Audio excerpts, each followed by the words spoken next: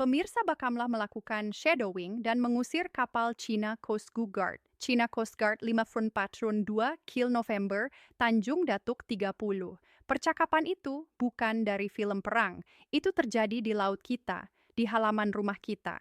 Perhatikan kapal putih raksasa ini namanya CCJ ke-591, julukannya The Monster. Ukurannya 12 siromuton.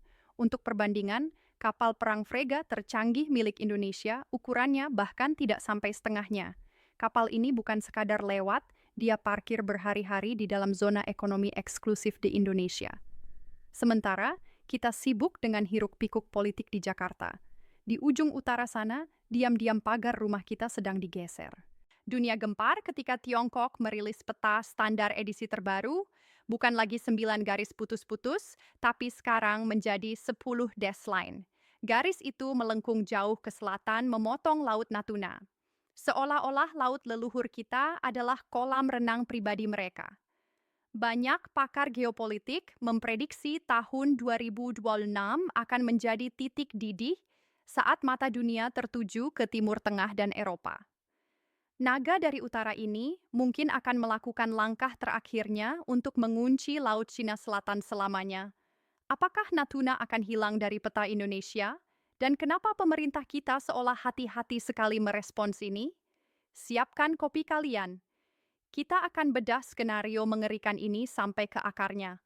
Untuk memahami musuh, kita harus paham cara mainnya. The Tiongkok, Yasei menggunakan angkatan laut untuk mencaplok wilayah. Itu cara kuno yang memicu perang dunia. Mereka menggunakan strategi Grey Zone Operation atau operasi zona abu-abu.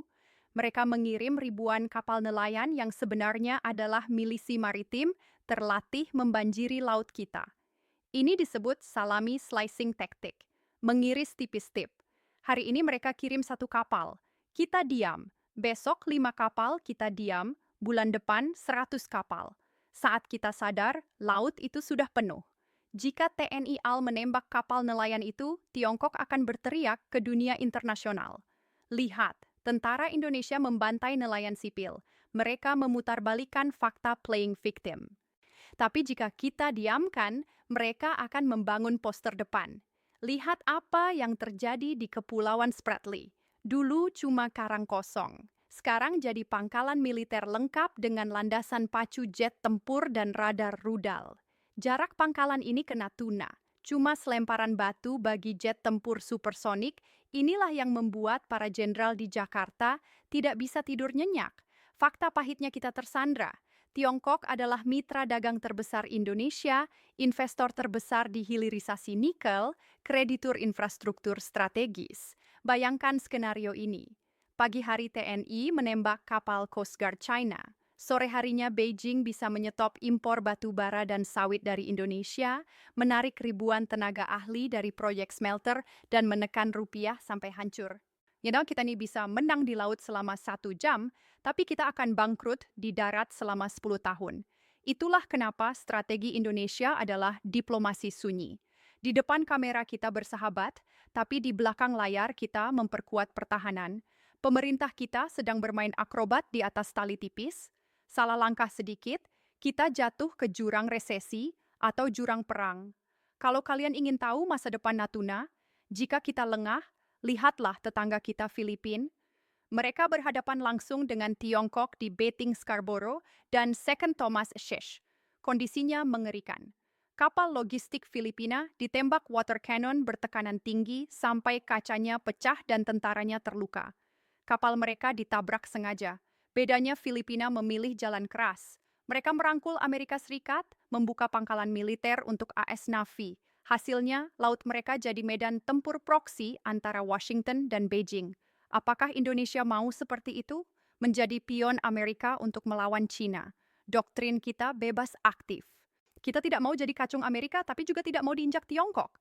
Tapi masalahnya sikap netral ini sering dianggap lemah oleh Tiongkok.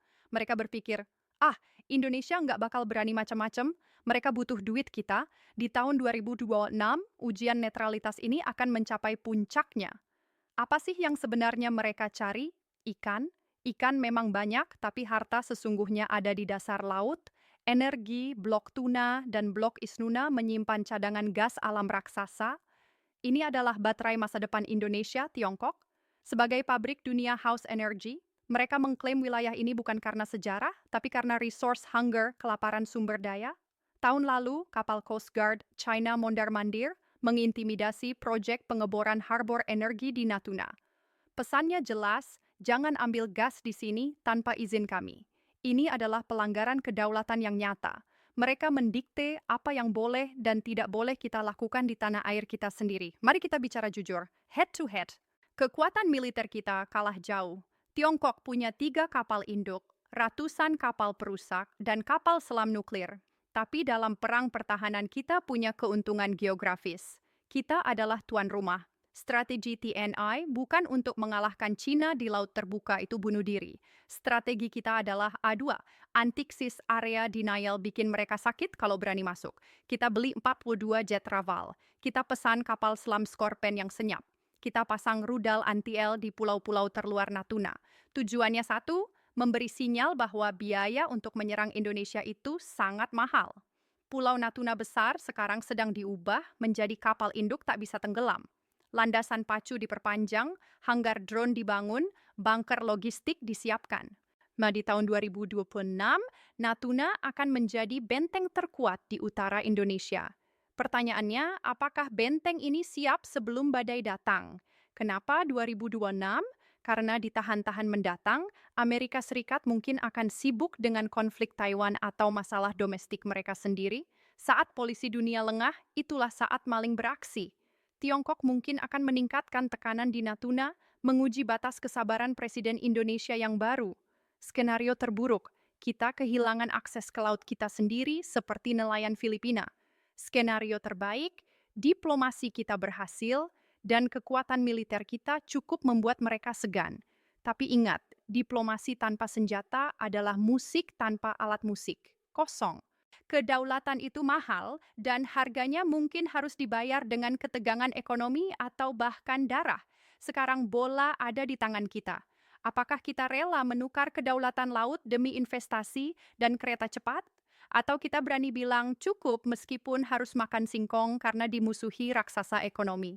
Pilihan yang sulit. Tapi sejarah akan mencatat apa yang kita pilih di tahan-tahan krusial ini. Tulis pendapat kalian. Lawan atau negosiasi saya dari Boleh Tahu. Jangan lupa subscribe untuk update geopolitik paling tajam.